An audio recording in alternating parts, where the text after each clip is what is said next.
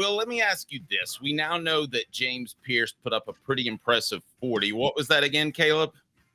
It was a 4.47 40 time. Not 4.7, 4.47. Okay. So today's tough question, James Pearce, was he a disappointment at Tennessee, Will? I would say no. He was not a disappointment in Tennessee. I don't think anyone expected this out of James Pearce when he came to Tennessee. So I think that he was a pleasant surprise. I do think sometimes when we start looking at advanced analytics a little too closely, you forget who a player actually is. So when we're looking at havoc rate and things like that, it doesn't mean that he's beating his block every time, sets a good edge, things like that, has his pass rush lane where it needs to be. I do think there were times James Pearce saved it for the league.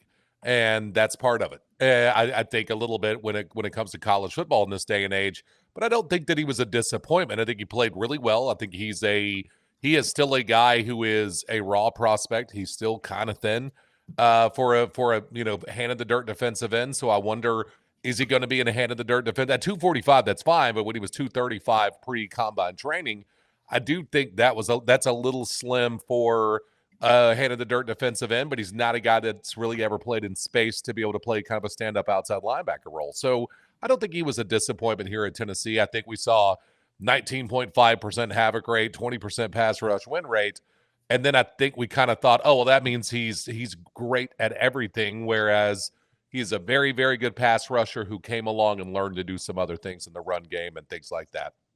Yeah, well, I'm leaning your way too, and I want to add this, and I mean, dare I bring this up? Are we kind of overrating somewhat what James Pearce was able to do given his physical attributes? Because look, I'll just be honest with you guys. Not that speed's not important for an edge rusher, but I mean, I think speed at the sacrifice of power may not be the most valuable thing. And James Pearce is a little thin. I mean, wouldn't you rather him have 20 more pounds of muscle and a second added onto his 40 time if you had the choice? No, absolutely. Sorry, a tenth of a second. Excuse me. A tenth of a second. He's running backwards. Yeah, no, I think that you could even, if he was at 4.62 and at 265, I think it would help him a whole lot more. 4.58 at 265, I think that would help him a lot more. 245, though, I think that gets the job done because there are a lot of guys that are playing at about 245 right now. It's also, it is a different day and age where we're seeing having the great edge rusher is not nearly as valuable as having the depth of edge rushers right now. And so I think you'd rather be where the Eagles were than the Steelers were, even though T.J. Watt is a fantastic player. Look at Myles Garrett, right? Myles Garrett is a generational talent who's a 4-time All-Pro. If you don't have everything else around them, you can go 4-13. So I don't think edge rusher, I think we're learning that depth at the edge is more important than having a great edge rusher. But I think the biggest thing for Pearce is, I mean, like the Vanderbilt game. That Pavia touchdown early was just him blowing it. You know what I mean? It was just him not setting an edge and not doing his job. And so I think that are you a situational pass rush specialist, or are you a guy that plays the edge every single down in, down out? I think at 245, you can set that you can be a guy that's out there most downs. I think at 235, you're probably a situational pass rush specialist. So I'll agree with you on that. The thing that jumped out to me as well for James Pearce wasn't just the 4.47. That's great. It was the split, the first 10-yard split. But then did you see the vertical leap? 31 inches. That was the first one. We were on the air. That was the first, combine measurement that I saw the people post. And I saw 31 inches. And I'm like, boys, I'm 48 and I can do a 31-inch vertical leap right now. You know what I mean? So like I get after it in the gym a little bit, but like that's not good. You know what I mean? And then you saw other edges at 40 inches. You saw 40.5 for Landon Jackson. You saw one defensive tackle at 37 inches. And I was like, oh, this isn't going to go well for Pearce. And then he runs like that. So I think it shows you what his top end athletic ability can be. But I do wonder about his suddenness as far as explosiveness. I think he showed enough in college. But when you see a 31-inch vertical leap, that is really jarring to see a guy who's that fast, who has that little explosiveness, at least vertically. It makes me think, after covering pro days for years, it makes me think he didn't work on it a lot, which is an indictment maybe of his work ethic a little bit. And that's not something you want to have floating around NFL scouting discussions.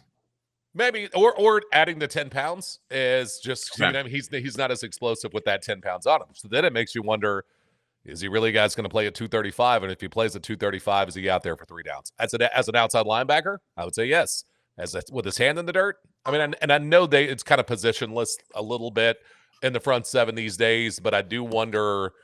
It's going to be a really important question. Is he just a fantastic third down pass rush specialist, or is he a guy that plays all 3 downs, or is he a guy that can stand up, play it the way he's at right now, but he's going to have to drop it a pass coverage a good bit?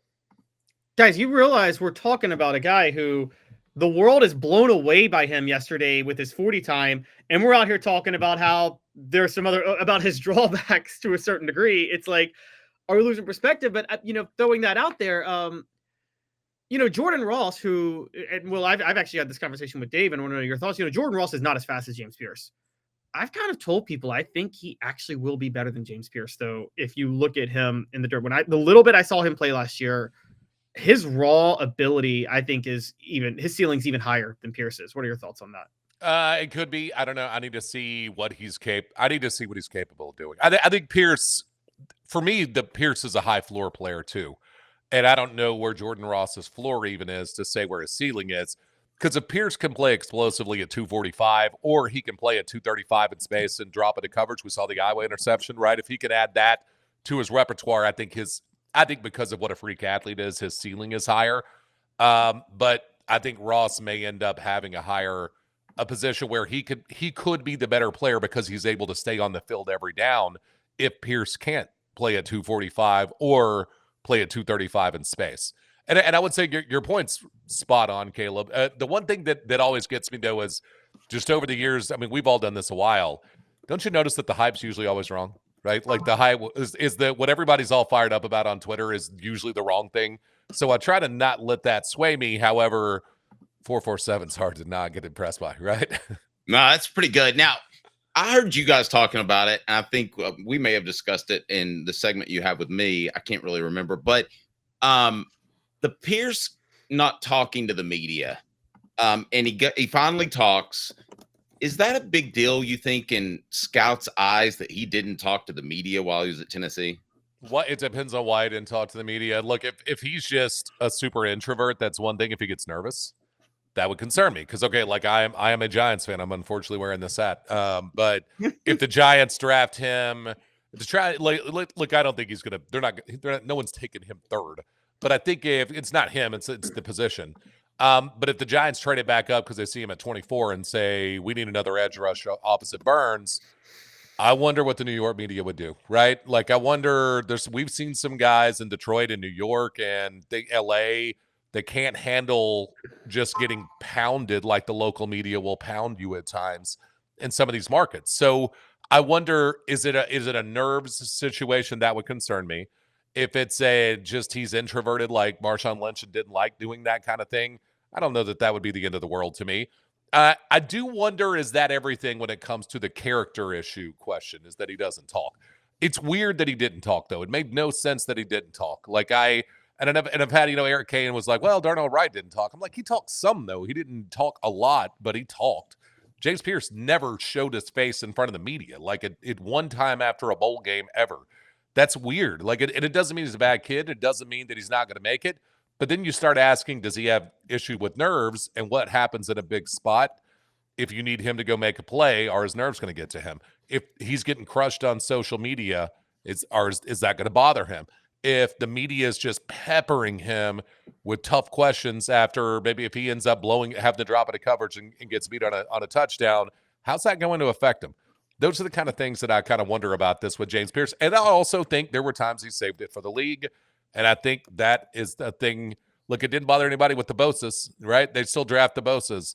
But I do think there are times that there's a difference between, hey, I'm locking it up because I'm dealing with an injury, and I don't want to go back out there against Ohio State because they're hitting hard. Those are two very different things. Yeah. Go ahead and hit that like and subscribe button, the thumbs up. We greatly appreciate that. I know Caleb is going to close us out on this topic. Today's tough question brought to you by Banks & Jones, Tennessee's trial attorney, banksandjones.com. Why Banks & Jones? Well, it's because they're Tennessee's trial attorney. You can play to win with Banks & Jones because they'll go to trial. You've heard of other lawyers. They say they'll go to trial and fight for you. They won't. They just want to settle. That's the easiest way out. Well, that's not Banks and Jones, led by T. Scott Jones. They won't settle. They'll go to trial for you. Tennessee's trial attorney. They play to win. Truly, Tennessee's trial attorney when it comes to criminal defense or personal injury. Why settle? It's Banks and Jones. T. Scott. Go, Caleb. Yeah. So, and as Dave and I have talked, there's some personal things that have gone on in James Pearce's life over the last year that we don't need to share, but he's going through a lot. Isn't the good news though that if there's one position where you're allowed to be quiet and just do your job, it's edge rusher. I mean, it's not, we're talking about this, just a quick story. I was watching First Take yesterday and they were talking about Kevin Durant's legacy, and the defense of Kevin Durant was, well, he just wants to do his job and go play basketball. But the issue with Kevin Durant's whole career has been like, yeah, but as the best player on a team, he's got to be a leader and vocal. Well, James Pearce doesn't have to worry about that, does he? If you're an edge rusher, you just got to do your job. You have one job and do it, isn't it? Yeah, no, I would agree there. And I also think with Pearce, he's doing everything he can to combat that, right? Like, so he did, for the people I know that are at the combine and the media, he's doing the rounds. And he's and playful things too, which is something I think that shows, one, it will grow him, right? Like, that's one thing. I mean, you guys know how it is. You're interviewing athletes.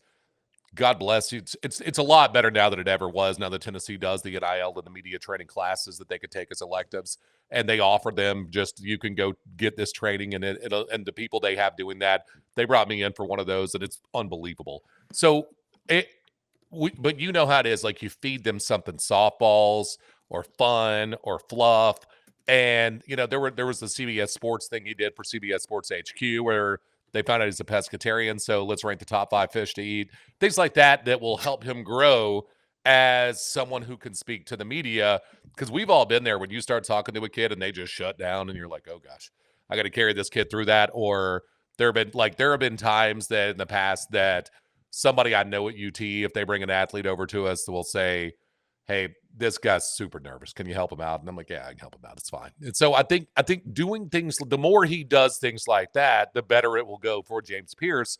But it seems like whoever his team right now is doing a very good job attacking that narrative about Pearce.